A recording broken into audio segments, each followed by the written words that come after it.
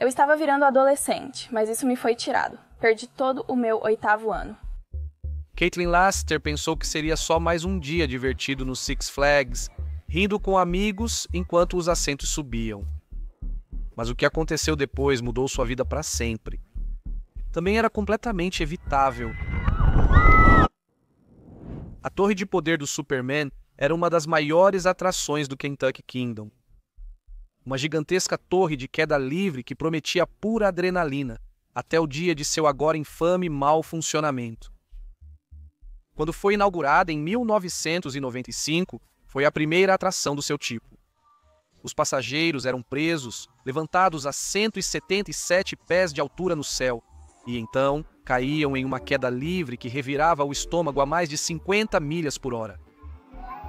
Pouco antes de tocar o chão, freios magnéticos paravam os assentos abruptamente acima do solo. Era intenso, era aterrorizante e era para se sentir apenas seguro o suficiente. A configuração era simples: gôndolas ao redor da torre, cada uma para 4 pessoas, com os pés balançando no ar. Poucos passageiros pensaram nas mecânicas por trás da emoção.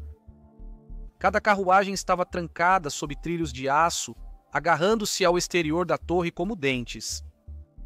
Acima deles ficavam os carros de captura, ligados a cabos de aço até o topo. Essas eram as máquinas que levavam os passageiros para o céu. Quando o passeio começou, os carros de captura deslizaram e se conectaram às gôndolas abaixo. Então o elevador começou. Os assentos subiam lentamente e sem parar. 100 pés, depois 150. O barulho do parque desapareceu e então nada. Apenas um segundo de silêncio sem peso. Foi quando a trava se soltou e a queda começou. Em 2007, o brinquedo foi reformado. Nova pintura com tema de super-herói. Poucos meses depois, a Torre de Poder do Superman foi fechada para sempre. Isso é por causa do que aconteceu na quinta-feira, 21 de junho. Como muitos adolescentes, Caitlin Lassiter era despreocupada e animada. Sua maior preocupação naquele dia tinha sido escolher em qual brinquedo ir primeiro. A adolescente e seus amigos foram direto para a torre de queda. Era perto da entrada, impossível não notar.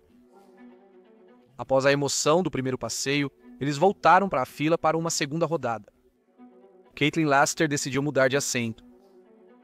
Na primeira volta, ela ficou no meio, mas agora foi para a extrema esquerda. Uma escolha simples mudou a vida de Caitlin Lassiter para sempre. O passeio começou sua subida para o céu. As meninas riam, brincavam, cutucavam umas às outras. E então elas sentiram um solavanco violento, um estalo como um chicote cortando o ar, e então o cheiro de fumaça. O riso parou. Os gritos começaram. Socorro, nós vamos morrer! Nenhum dos passageiros conseguia ver claramente, mas um dos 3 cabos de aço do lado direito da torre acabara de se romper. A cerca de 40 pés do chão, o cabo quebrado caiu e atingiu o carro do brinquedo, golpeando Caitlin Lassiter no rosto, rachando seu lábio e sangrando seu nariz. Os outros passageiros gritaram para o brinquedo parar, mas em vez de apertar o botão de emergência, o operador pegou o telefone e ligou para a linha de emergência do parque. O brinquedo continuou subindo. A multidão começou a se reunir abaixo, observando confusa. Lá em cima, o cabo cortado começou a se enrolar nos pés de Caitlin Lassiter enquanto eles subiam cada vez mais alto. Ao chegarem ao topo, ela se virou para a amiga com quem trocara de lugar minutos antes e sussurrou: "Eu te amo." Ela pensou que era o fim. E então a trava se soltou. A gôndola caiu. Durante a queda, o cabo apertou as pernas de Caitlin Lassiter como uma forca. A força era indescritível. Cortou suas pernas inferiores, amputando ambos os pés e estilhaçando seu fêmur. Seus amigos, apesar do choque, tinham apenas cortes e contusões leves, mas estavam ilesos. Caitlin Lassiter sofreu todo o impacto do acidente. Paramédicos levaram a adolescente às pressas para o hospital. Seus ferimentos eram graves, mas ela seguia consciente. Ela foi então levada de helicóptero para um centro médico especializado em Nashville, onde uma equipe de cirurgiões trabalhou durante a noite para salvar o que puderam. Enquanto isso, os investigadores fecharam a torre de poder do Superman e começaram a fazer a única pergunta que ninguém no parque estava preparado para responder: o que deu errado? Nesse dia, 2 adolescentes operavam o brinquedo. Um operador principal manuseando os controles e um assistente para andar por aí e verificar as restrições de segurança. Ambos viam bem a seção onde as meninas estavam. Após o assistente apertar os botões de sessão pronta e habilitar o passeio, o operador principal pressionou o de despacho para iniciar a subida. Quando o cabo estourou, o assistente gritou para o operador dos controles para parar o passeio. E é exatamente isso que deveria ter acontecido. Se algo soasse estranho, o controlador devia acionar a parada de emergência na hora. Mas muito tempo foi perdido ao ligar para a emergência. A senhora ao telefone disse que era normal passageiros gritarem, mas expliquei que dessa vez era diferente porque todos gritavam. Por fim, o operador principal acionou o botão de emergência, cortando toda a energia do brinquedo. Isso ocorreu exatamente ou quase quando a gôndola foi liberada. Neste ponto, o brinquedo começou a cair e pará-lo era impossível. Investigadores refizeram a linha do tempo e acharam algo arrepiante. 10 segundos se passaram entre o cabo se romper e a queda livre. Se o botão de emergência fosse acionado a tempo, as lesões do adolescente seriam menores. Cortes e talvez hematomas. Aquele momento passou e não voltou. E a partir daqui, só piorou quando os inspetores começaram a investigar por que o cabo se rompeu. Segundo o gerente de manutenção, os cabos devem ser trocados a cada 3 ou 4 anos. Este último havia sido trocado há 4 anos, exatamente no prazo. Os técnicos deveriam inspecionar visualmente os cabos 2 vezes por semana e medir o diâmetro anualmente. No papel, as inspeções estavam acontecendo, mas havia uma falha oculta. Os inspetores estaduais estavam trabalhando com um manual desatualizado, um emitido quando o brinquedo foi instalado pela primeira vez nos anos 1990.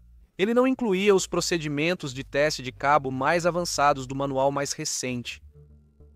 Legalmente, o parque e o fabricante não eram obrigados a fornecer as atualizações.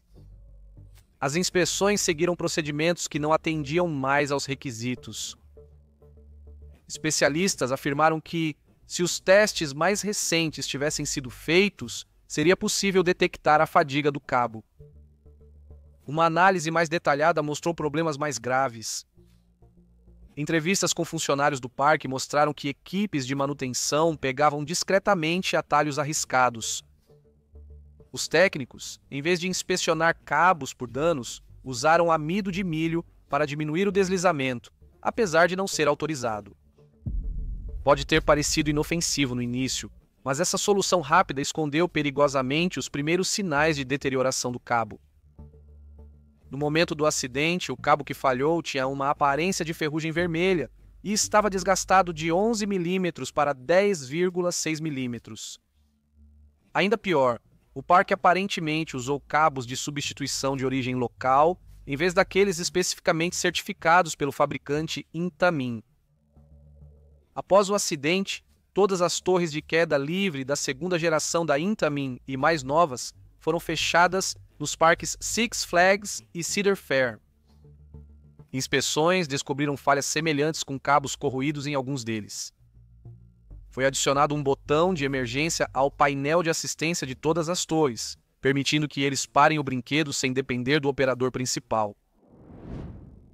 O Six Flags Kentucky Kingdom foi multado em $1.000 por não manter o brinquedo em condições mecânicas seguras. Ninguém enfrentou acusações. A família de Caitlin não se surpreendeu com o resultado da investigação.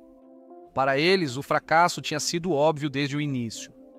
Treinamento melhor, decisões rápidas e protocolos de emergência que não dependiam de adolescentes em pânico. Eles não culpavam os operadores, mas achavam que eram jovens e despreparados para lidar com situações de vida ou morte. E o Estado concordou. Em poucos meses, legisladores proibiram a maioria dos alunos do ensino médio de operar brinquedos de diversão de alto risco.